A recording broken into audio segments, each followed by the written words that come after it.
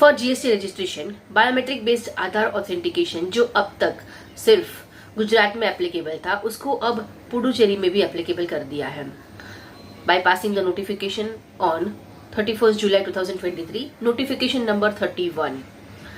अब ये GST registration के लिए बायोमेट्रिक बेस्ड आधार ऑथेंटिकेशन है क्या? हम जब जीएसटी रजिस्ट्रेशन करते हैं तब पार्ट बी सबमिट करने के time it ask for biometric based Aadhaar authentication. उसका मतलब कि अगर आप ये ऑथेंटिकेशन सिलेक्ट करते हैं तो जिस दिन आपने ये ऑथेंटिकेट किया उस दिन को माना जाएगा कि आपने पार्ट बी सबमिट किया है।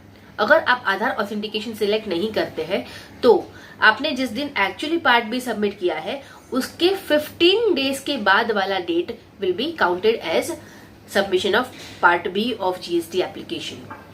तो ये हो गया कि जीएसटी रजिस्ट्रेशन में ये कैसे काम करता है।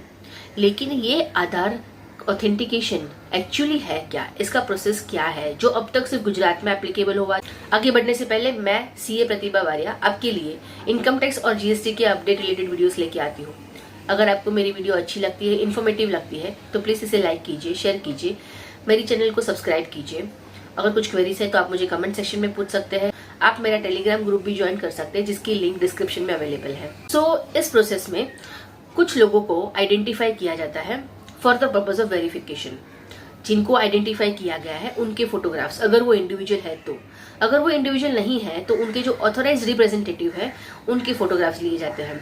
साथ में जीएसटी रजिस्ट्रेशन में जो भी डॉक्यूमेंट्स अपलोड किया है उनको वेरिफिकेशन के लिए भेजा जाता है। और ये सब वेरिफिकेशन कमिश्नर जिस फैसिलिटेशन सेंटर में बोलेंगे वहां पे होगा। तो ये अब तक सिर्फ गुजरात में एप्लीकेबल था, जो 1 अगस्त 2023 से पुडुचेरी में भी एप्लीकेबल होने वाला है।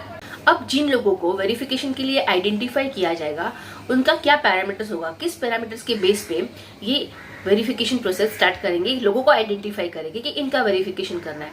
सबसे पहले तो एक ही बिजनेस प्लेस पे, एक ही एड्रेस पे बहुत सारे लोगों ने जीएसटी रजिस्ट्रेशन लिया है, तो ऐसे केसेस में चांसेस है कि वेरिफिकेशन आ सकता है। दूसरा ये है कि आपका बिजनेस प्लेस ऐसे लोगों से जुड़ा हुआ है या ऐसे लोगों के बिजनेस प्लेस से जुड़ा हुआ है जो ऑलरेडी फ्रॉड कर रहे हैं या पास्ट में कर चुके हैं, तो ऐसे केस में भी वेरिफिकेशन आ सकता है। और तीसरा है कि आपके ट्रांजैक्शंस ऐसे लोगों के साथ है जो फ्रॉड कर रहे हैं या कर चुके हैं। ये केसेस में वेरिफिकेशन आने के चांसेस है। हालांकि ये सबके लिए एप्लीकेबल नहीं है, धीरे धीरे ये सारे स्टेट में एप्लीकेबल होने वाला है और ये सबको इफेक्ट नहीं करेगा, सिर्फ कुछ रिस्की केसेस में ही ये इफेक्ट करेगा और ऐसे केस में आपका जीएसटी रजिस्ट्रेशन डिले हो सकता है।